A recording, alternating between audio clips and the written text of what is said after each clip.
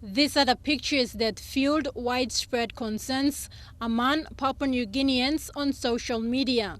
Foreign private military contractors carrying assault weapons on the streets of Port Moresby.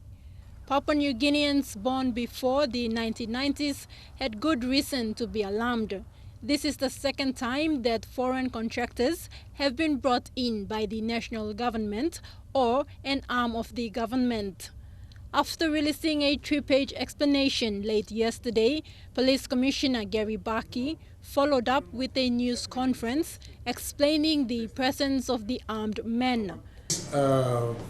June, July, August last year, we've engaged in this firm, private security company in Australia, in the US, and we also looked at the capabilities that they can provide to the RPNGC. We invited them to come into Papua New Guinea in early February this year. They did a presentation which also includes other government departments in this conference room here, and they displayed to us the capabilities that they would be able to provide to the RPNGC. Lawrence Aviation and Security Group is run by a group of ex-military and ex-law enforcement personnel.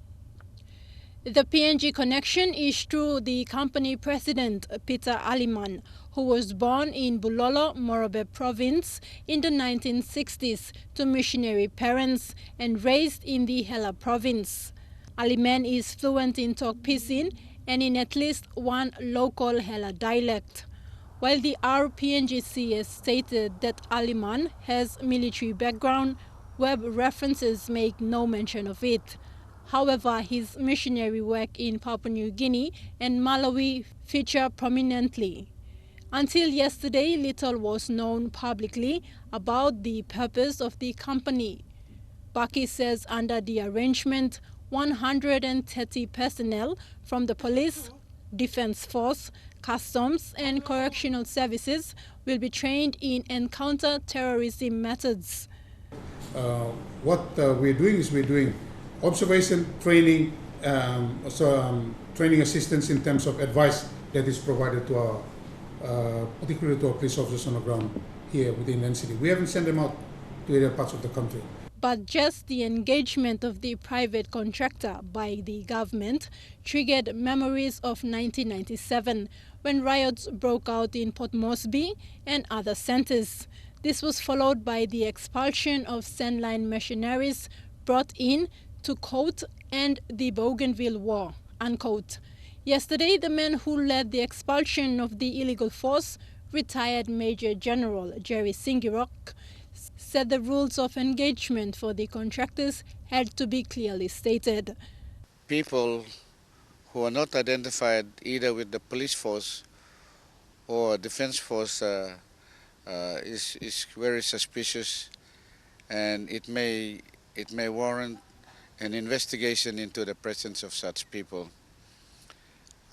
To my thinking and to my best of my knowledge, civilians or people who pose to be civilians in the possession of high-powered weapons must either report to some kind of chain of command.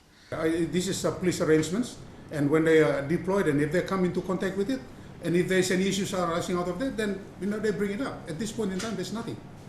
There's no issues about it. It is through the social media that people raise all the levels of what do you want to say, intimidation about it. There's nothing about it. The PNG Defence Force, meanwhile, already has ongoing training with the US military and the Australian Defence Force in preparation for APEC 2018. And many see this arrangement as a duplication of the roles and one that could cost the government millions more in taxpayer spending.